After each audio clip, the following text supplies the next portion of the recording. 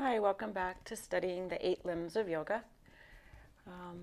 So we've definitely been doing um, physical postures, and you've been doing breathing and relaxation. We will be moving into the meditation soon. And today we're going to go over the last yama. Yamas are restraints or what not to do. And we're going to talk about non-attachment. So the fifth yama.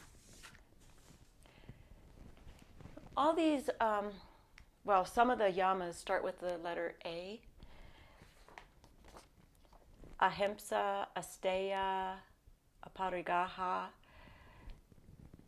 So in Sanskrit, the letter A is non or no. So ahimsa, himsa means harming, non-harming. Steya means stealing, non-stealing.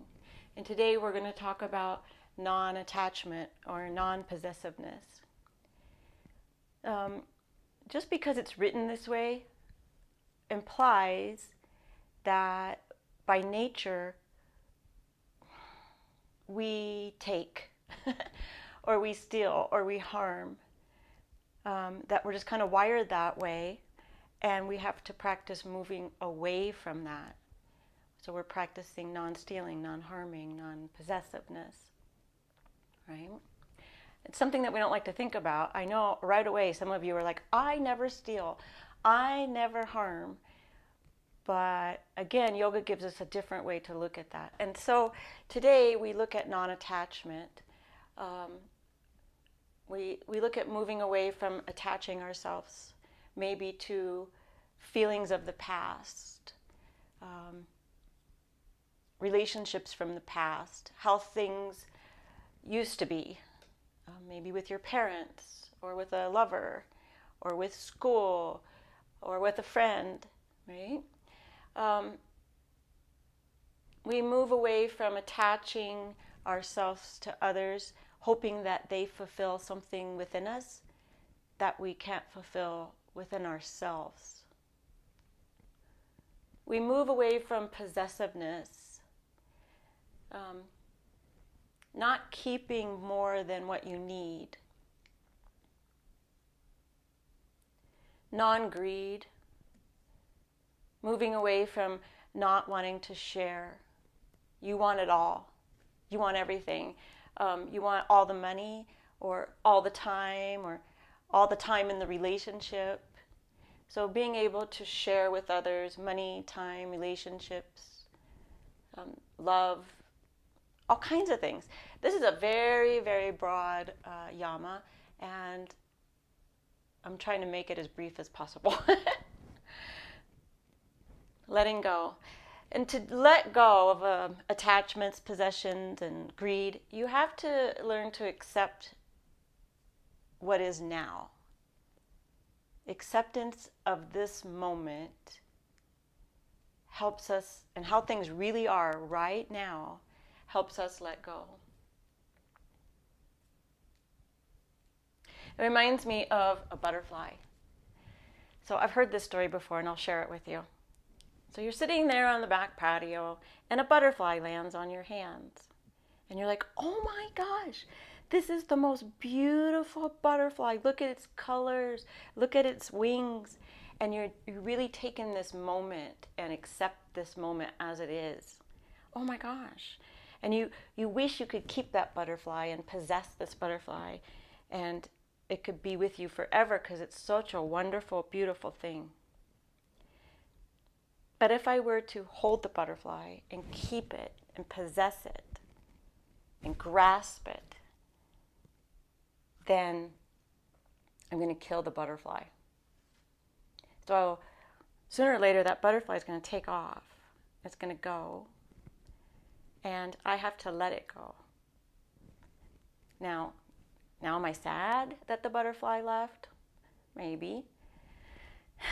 But it was an experience that happened, and now I have to look at that experience as something that was beautiful, and now it's gone, and I have to accept that's what it's like now. So on the yoga mat, you want to see if you're attached to how yoga should be. I see this a lot. Students will be very attached to one style of yoga, and that's the only style of yoga that's right. Everything else is wrong. Okay, that's ridiculous. We're also attached to what a pose should look like. We see it in a magazine and we try to recreate it. I see this a lot in yoga. I'll see students struggle really hard to make their bodies go into a posture. I'll give you an example. When I first started teaching at SUU, I had a student that was told that in a wide-legged forward fold, so wide-legged forward fold, that his hands had to touch the ground. He was taught by an Ashtanga yoga teacher, and they don't use yoga blocks, and there's very little modification. And he believed that. So he would struggle so hard to touch the ground with straight legs. He wouldn't even let himself bend his knees, that it was actually painful for me to watch. He was hurting himself so much, pulling his hamstrings, struggling. He would shake just to get his hands on the ground, right?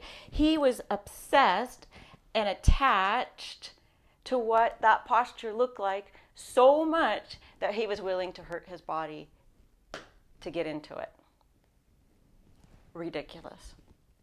The more advanced we get and the more we practice these yamas and niyamas on the mat, we start to look at the quality of yoga, and we realize the quality is in the awareness of the simple movements.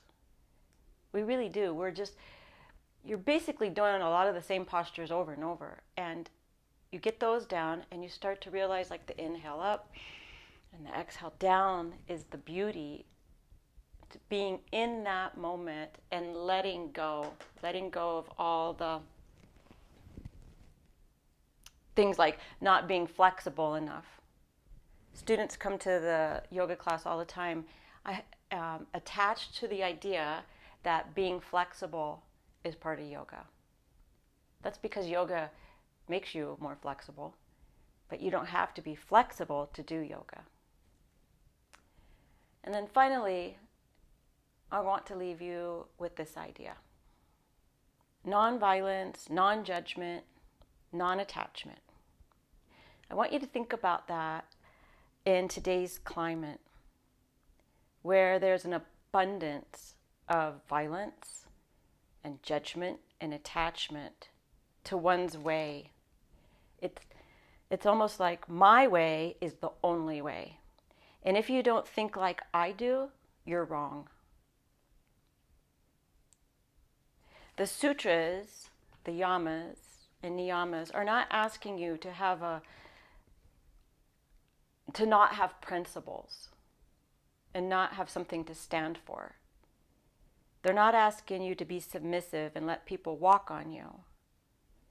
However, they're asking you not to be violent, not to judge, not to be attached to your ego, that everything doesn't have to be your way. We're all not going to conform to the exact same thoughts. So we're all going to dress alike and act alike and say the same words and have the same politics. No, everybody's different. So you can learn to let some of that go. Gandhi changed so much and did so much for Africa and India without attachment, without violence. Mother Teresa, Martin Luther King are great examples of this. They didn't burn down buildings and be violent to people to get their point across.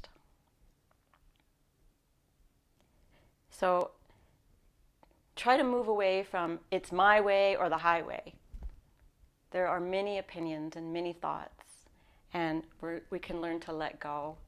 There's space for all of us. That's it. Goodbye.